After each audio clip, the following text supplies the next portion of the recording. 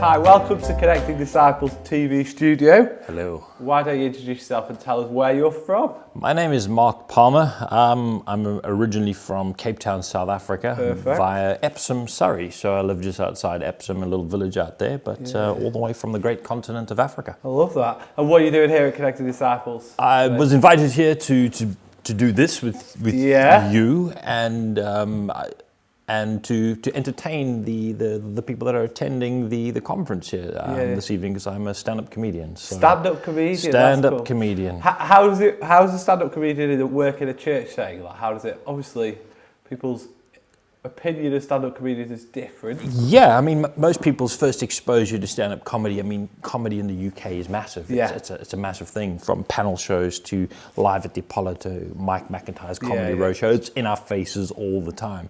Comedy everywhere. And most people's first exposure to it is of one where, you know, the language that's used, the subject matter that's used, people tend to cringe and go, ooh, you know, they're either going to go with it or, you know, Christian people, church-going people are going to turn away. They don't want anything to do with it. So the first thing that most experience is when they hear that you're a comedian, their first thought is that, you know, they've got this perception of stand-up comedy, and you can't change perceptions. You've got to create new perceptions for the people. And that's basically what we do. So and what I do as a comedian, that's a Christian. I wouldn't call myself a Christian comedian. It's cool. You're sort of pigeonholing yourself as such, but I'm a comedian, and I do my comedy using proper Christian values, you know, to be good and true and pure and noble and praiseworthy. And, you know, and so that people don't cringe at anything, and people can just laugh at real life. You know, it says a cheerful heart's a good medicine. Yeah, so absolutely. You know, let's bring some joy and laughter to people.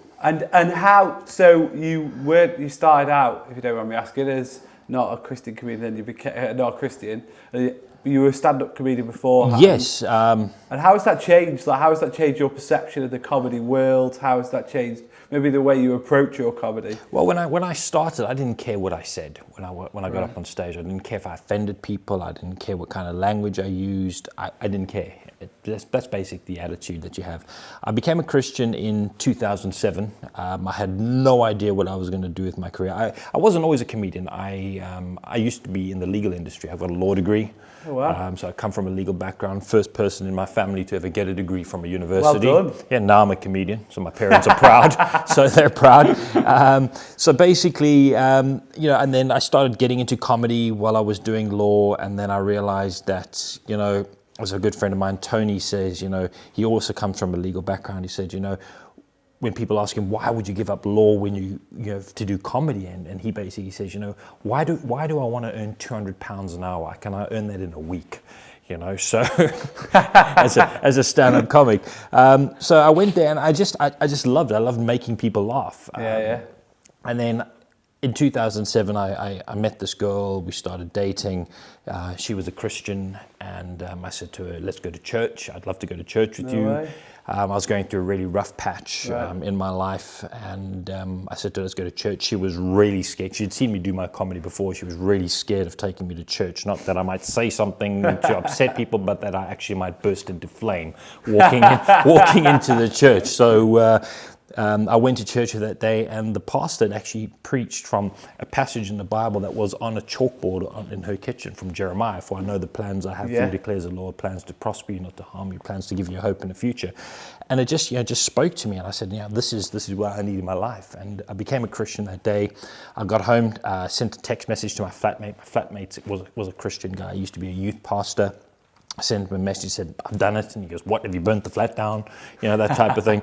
I got home, and there was a Bible on my bed, and he had left me a Bible. He had gone out, got me a Bible, and he wrote a really nice personal inscription inside to me. And I sat on the bed, and I was like, okay, God, now me and you, we got this thing, you know, how does it work? Do I email you? Do I send you a text? How does it, you know, I don't understand anything, how this Christianity thing works, you know, how do I communicate? So I said, what do I do with my comedy now? Because now being a Christian, can I talk about the things that I spoke about before? Just in my heart, I just realized that it wasn't right, you know. So I sat there with the Bible. I said, okay, God, I don't know if you can talk to me in a huge voice or what. And I opened the Bible to the passage in the Bible from Philippians. It said, finally, brothers, whatever is true, good, noble, pure, praiseworthy. Yeah.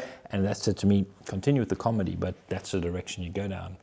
And I reinvented myself as a stand-up comic. And I literally had to come out again and say, this is me.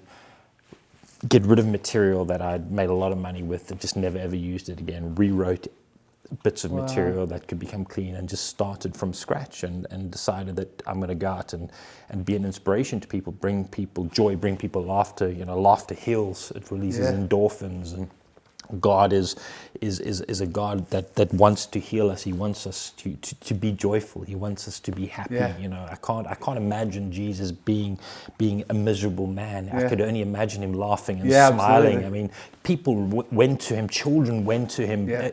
They don't go to miserable people, do they? No, absolutely not. Yeah, So that's how I can imagine. How I imagine him is, and he's given us this amazing gift, and I just want to go out there. And there's a lot of people out there that are hurting in life. There's a lot of people that take life very seriously.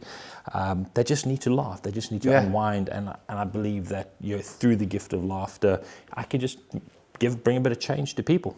Perfect. All right, thanks for coming by. Absolute pleasure.